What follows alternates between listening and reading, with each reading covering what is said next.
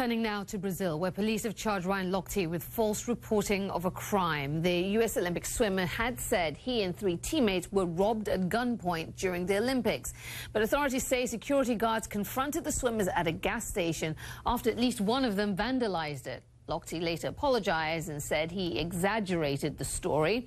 Criminal defense attorney Brian Claypool joins us now. Brian, we had you on when this first broke. Once it became clear the story wasn't quite what Lochte had said initially, and you felt very strongly that the police should pursue charges against them. That has now happened. Are you surprised that you were proven right? I am thrilled that I was proven right. You and I were here a week ago. We were. And I was one of the few people across the country that predicted that Ryan Lochte should face criminal charges. He's been indicted. Why? Because this is bigger than Ryan Lochte.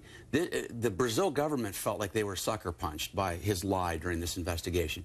And this is about respect from the Brazilian government. They want respect. And that's why they've indicted him. And the second reason why this is bigger than Ryan Lochte is putting aside my being a lawyer. I have a little girl. And what message would this send to the youth across the world? If you're allowed to go to the Olympics, which is a privilege, by the way, go and get tanked one night and vandalize a restroom, urinate all over the place, and then lie about it during a police investigation, and then face no consequences. That would send the worst message possible to people across the world. Okay, he's been charged now, but what are the chances he'll ever see the inside of a Brazilian courtroom? Well, Ryan Lochte has a big, huge decision to make. Does he go back and face the indictment, or does he send a lawyer and not go back to Brazil? Now, my recommendation is, if he's paying all this money to a PR firm now, if he wants to repair his image, hop on a plane, get your butt back there,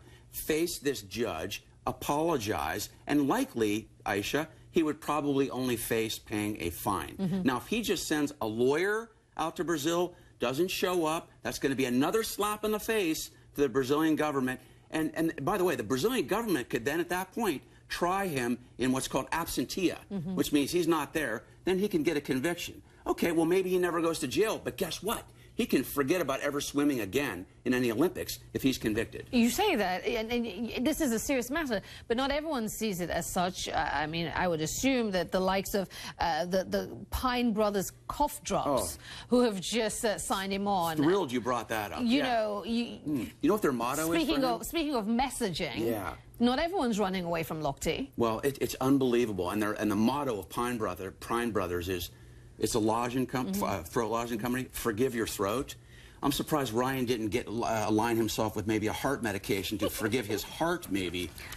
Yeah, I'm a little surprised by that. And then Dancing with the Stars. That sends apparently that's in the offing. He may be doing that show. Maybe that or Dancing with the Inmates. I don't know. One or the other. Brian Claypool. Not a big fan of Ryan Lochte. That's very clear. We shall see what happens next, and we'll get you on.